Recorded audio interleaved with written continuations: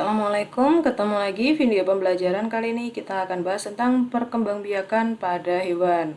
Kalau pembelajaran sebelumnya kita belajar tentang perkembangbiakan pada tumbuhan. Nah, perkembangbiakan pada hewan itu ada yang vegetatif maupun generatif. Kita bahas yang vegetatif dulu, yaitu perkembangbiakan aseksual atau tanpa menggunakan sel gamet. Jadi tidak ada sel telur maupun sel sperma. Terjadi pada hewan tingkat rendah. Jadi tidak semua hewan bisa berkembang biak secara vegetatif. Dan dia berkembang biak secara vegetatif karena tidak memiliki struktur tubuh yang sempurna, tidak memiliki tulang belakang, dan memiliki struktur anatomi yang lebih sederhana daripada hewan bertulang belakang. Jadi misalnya dia itu ubur-ubur ataupun dia itu moluska itu tidak memiliki tulang belakang kan, jadi dia itu berkembang biaknya secara vegetatif. Perkembangbiakan vegetatif ini tidak melalui proses kawin, tadi sudah dijelaskan tidak memerlukan sel gamet jantan ataupun betina. Nah, beberapa jenis perkembangbiakan itu ada 3, yaitu tunas, fragmentasi, di sini ada namanya partenogenesis, salah ketik ya. Terus yang pertama tunas. Tunas adalah bentuk reproduksi aseksual di mana organisme baru tumbuh pada satu organisme lain. Jadi hampir sama dengan waktu kita belajar perkembangbiakan pada tumbuhan. Jadi ada tunas yang muncul di induknya. Nah, organisme baru ini masih melekat pada seiring dengan pertumbuhannya memisahkan dari organisme induk ketika sudah matang atau sudah siap untuk hidup sendiri, dia baru akan melepaskan dari induknya. Organisme baru dibuat adalah klon dan secara genetik identik dengan organisme induk. Sebuah organisme baru tumbuh dari hasil atau kuncup pada orang tuanya. Nah, di sini ingat bahwa vegetatif selalu identik dengan induknya. Nah, ini adalah proses dari perkembangbiakan secara vegetatif menggunakan tunas. Di sini contohnya misal pada hewan Hydra sp. Jadi dia pertama muncul tunas, tunasnya berkembang. Setelah tunasnya berkembang, dia akan melepaskan diri dari induknya. Beda dengan porifera. Porifera di sini muncul tunas, dia berkembang. Setelah dia cukup kuat untuk berdiri sendiri, dia akan melepas dari induknya. Ada lagi juga Coelenterata. Nah, porifera contohnya di sini adalah spons, termasuk hewan berpori. Jadi SpongeBob itu termasuk dari porifera. Dia termasuk hewan tingkat rendah karena tidak memiliki tulang belakang. Nah, Coelenterata itu adalah contohnya adalah ubur-ubur. Ubur-ubur juga berkembang biak dengan menggunakan tunas sama dengan porifera. Selanjutnya adalah fragmentasi. Nah, fragmentasi ini ada 3 tahap utama. Yang pertama adalah pematahan atau pemotongan tubuh menjadi 2 bagian. Nah, di sini kalian bisa lihat ini ada tubuh, ini contohnya pada planaria ya. Ada tubuh planaria yang terpotong. Dia terpotong kepala, badan, ekor. Apa yang akan terjadi pada mereka? Apakah mereka akan mati? Enggak, dia adalah hewan tingkat rendah. Jadi dia akan justru membuat mereka akan berkembang biak. Tahap keduanya dia akan beregenerasi, yaitu setiap potongan tubuhnya membentuk bagian tubuh lain yang tidak ada pada bagian tersebut. Jadi di sini ada kepala, tidak punya tubuh, dia akan menghasilkan tubuh baru. Dia hanya ekor, dia tidak punya kepala, akan membentuk kepala baru. Beda dengan cicak, kalau cicak ekornya putus sudah selesai. Dia tidak akan menjadi cicak yang baru, karena cicak termasuk hewan tingkat tinggi. Nah, yang ketiga, setiap potongan tubuh tersebut membentuk individu baru dengan bagian tubuh yang lengkap. Jadi ini terpotong, biasanya tidak sengaja terpotong, sehingga dia akan justru membentuk individu baru yang semakin banyak. Selain dari planaria yang berkembang biak secara fragmentasi, planaria itu hampir seperti cacing begitu, itu ada Echinodermata. Nah, Echinodermata adalah contoh dari starfish. Jadi starfish ini kalau dia terpotong lengannya, dia akan membentuk lengan-lengan yang baru Starfish itu berarti contohnya Patrick gitu ya kalau di SpongeBob. Dia termasuk kelompok dari Echinodermata. Nah, yang ketiga adalah parthenogenesis, yaitu reproduksi yang hanya melibatkan gamet betina tanpa adanya pembuahan. Parthenogenesis tidak membutuhkan sel telur betina dibuahi oleh sel telur jantan. Nah, di sini ada parthenogenesis pada semut dan lebah. Biasanya untuk parthenogenesis ini untuk hewan-hewan yang hidup secara berkoloni. Nah, kita fokus di semut dulu ya. Jadi ratu semut itu dia itu otomatis betina karena ratu dia akan menghasilkan telur. Telurnya akan berubah menjadi larva, larvanya akan menjadi pupa dan pupanya bisa menjadi semut jantan maupun semut betina. Nah, kalau pada lebah dia itu ratunya itu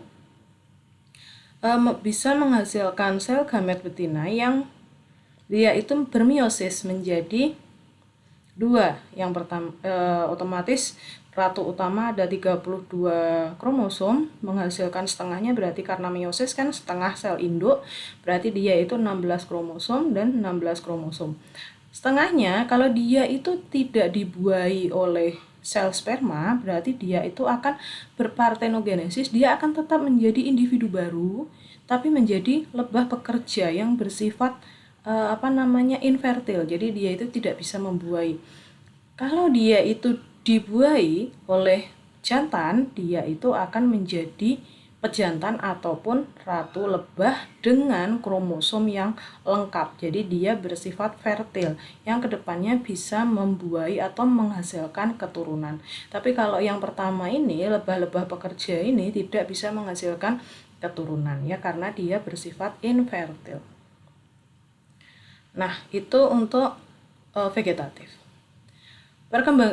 Perkembangbiakan, remaining, apa sih fungsinya perkembangbiakan? Kemampuan makhluk hidup untuk menghasilkan individu baru yang sifatnya sama, menyerupai induknya. Nah, dia itu untuk mencegah agar tidak punah.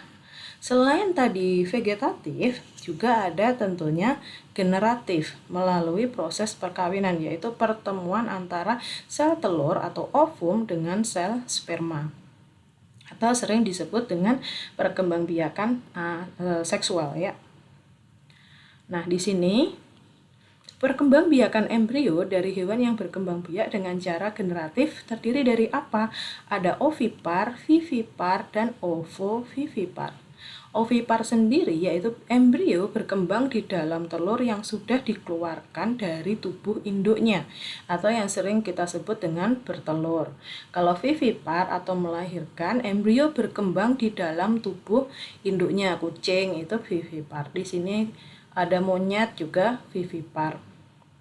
Nah, terus ada ovovivipar, embrio berkembang di dalam telur dan disimpan di dalam tubuh induk hingga menetas kemudian dilahirkan. Jadi ada telur di dalam tubuh induknya, habis itu dia setelah menetas baru dilahirkan. Makanya bertelur dan melahirkan. Nah, di sini generatif itu terdiri dari 2. Ada fertilisasi internal, yaitu terjadi apabila proses peleburan inti sel telur dan inti sel sperma terjadi di dalam tubuh induk betina. Ini misal pada beruang, pada monyet, itu berarti fertilisasi secara internal di dalam tubuh induknya. Sedangkan yang kedua adalah fertilisasi eksternal.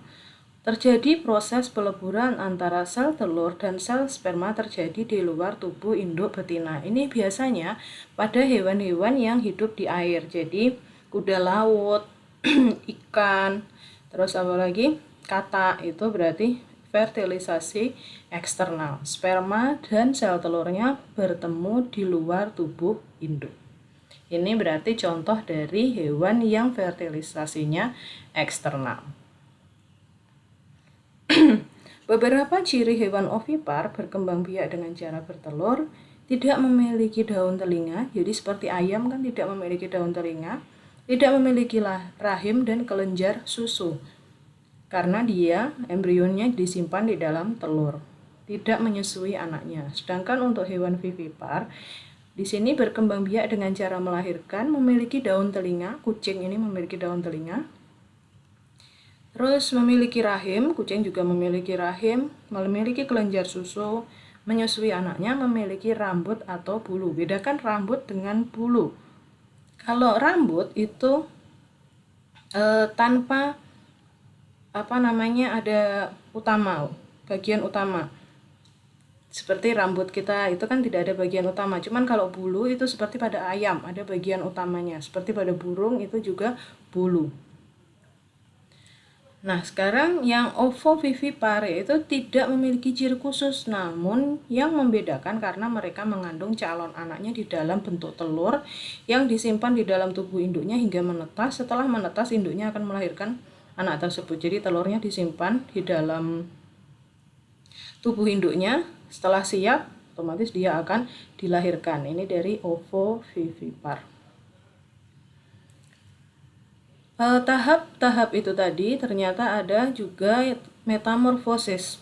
Itu tadi kan tahap tentang proses terbentuknya embrio. Kalau di sini adalah perubahan bentuk yang terjadi pada hewan. Jadi setelah dia menjadi individu baru, dia itu bisa bertransformasi atau yang sering disebut dengan metamorfosis.